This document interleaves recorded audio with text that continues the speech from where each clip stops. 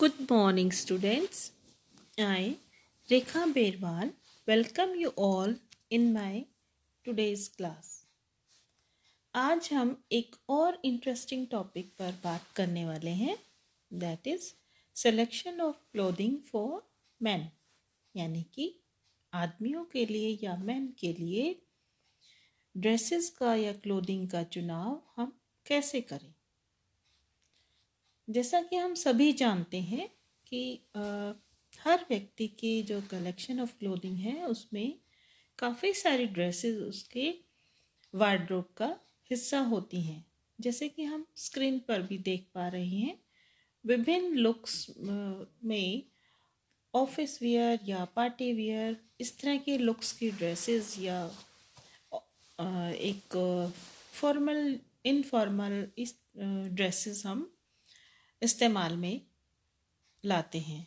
वो भी ओकेजन के अनुसार हम विभिन्न प्रकार की ड्रेसेस रखते हैं। जैसे यदि हम नाइट वियर की बात करें तो नाइट वियर भी हमारे जो कलेक्शन है उसका एक हिस्सा होते हैं, और नाइट वियर जाहिर सी बात है कंफर्टेबल होने चाहिए और कपड़ा इस तरह का होना चाहिए जिससे कि हमें कोई भी डिस्कम्फर्ट ना हो, लूज़ हो और हम उसको कंफर्टेबली पहन सकें, जिससे कोई एलर्जी ना हो या इचिंग ना हो, सिंथेटिक नहीं होना चाहिए।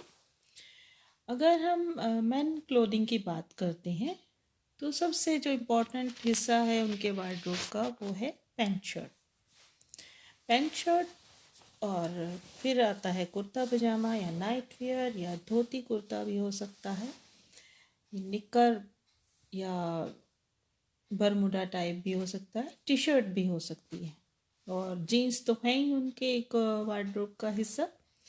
तो जब भी हम शर्ट खरीदते हैं तो उस जो शर्ट है उसका जो क्लोथिंग है उसका हमें विशेष ध्यान रखना चाहिए। और ड्रेस यदि हम रेडीमेड ड्रेस खरीदते हैं तो भी हमें कॉलर कफ जो बटन है एसेसरीज हैं उन सब का विशेष ध्यान रखना चाहिए। ये देखिए आप सामने देख पा रही हैं, एक ऑफिस वियर की एक ड्रेस हो सकती है और इसमें टाई या बैच ब्रोच ये सब भी उसके एक वार्डरोब का हिस्सा होते हैं। और फिर हम बात करते हैं कि जो ड्रेस है वो वेल स्टिच भी अच्छे से होनी चाहिए, उसकी जो नेक लाइन्स हैं, स्लीव्स हैं, कफ एंड कॉलर हैं, वो सभी अच्छे से ग्रेसफुली स्टिच होने चाहिए। यहाँ हम देख रहे हैं कि टाई का भी स्टाइल कुछ अलग हो सकता है, कुछ डिफरेंट ड्रेसेस दिखाई दे रही हैं जो फॉर्मल इनफॉर्मल के अंदर आप भेद देख सकते हैं कि किस तरह की ड्रेस फॉर्मल में होनी चाहिए और किस तरह की ड्रेस इनफॉर्मल होनी चाहिए।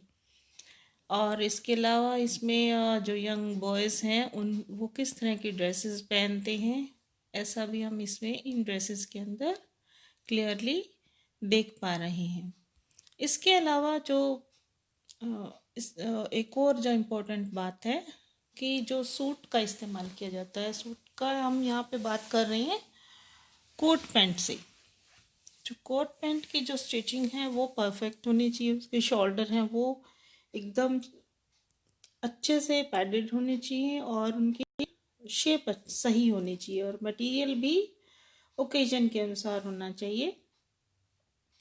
यदि हम विंटर में इस्तेमाल कर रहे हैं तो उसका जो स्टफ़ है वो वर्स्टेड और वूलन स्टफ़ का होना चाहिए।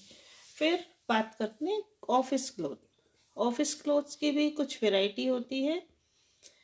जो मटेरियल है वो सुपीरियर होना चाहिए और ग्रेसफुल होना चाहिए, सुपीरियरिटी के साथ साथ ग्रेसफुल होना चाहिए।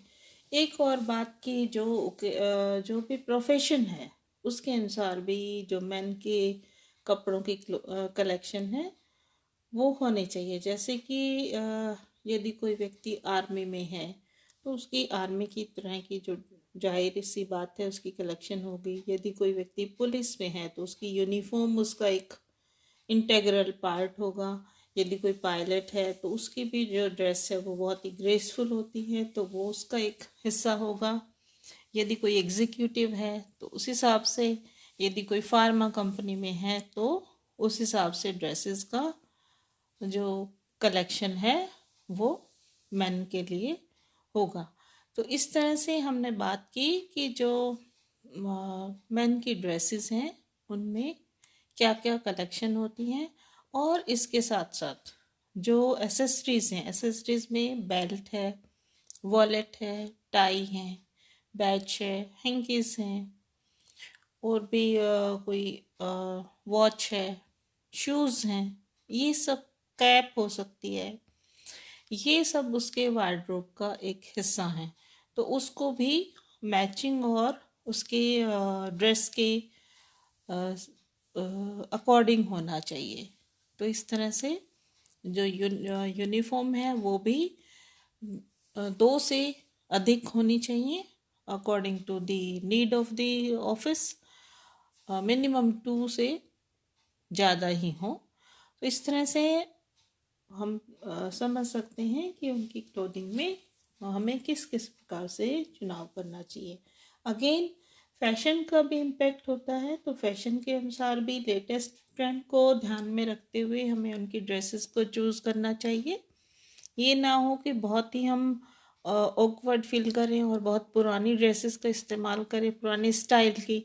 तो स्टाइल को कुछ हद तक हम हमेशा ही फॉलो करते रहें, तो हमारी पर्सनैलिटी और भी अच्छे से निखर कर आएगी।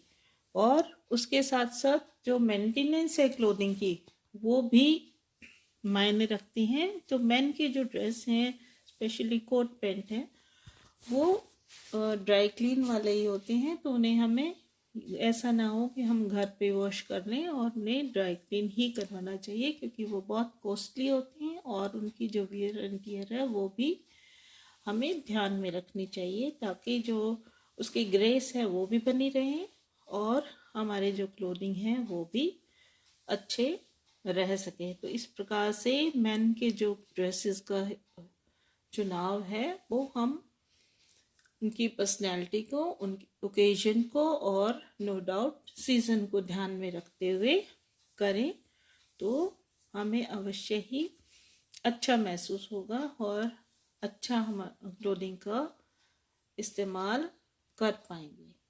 तो उम्मीद करती हूँ आज का जो टॉपिक था, how to choose clothing for men, आपको समझ आ गया होगा।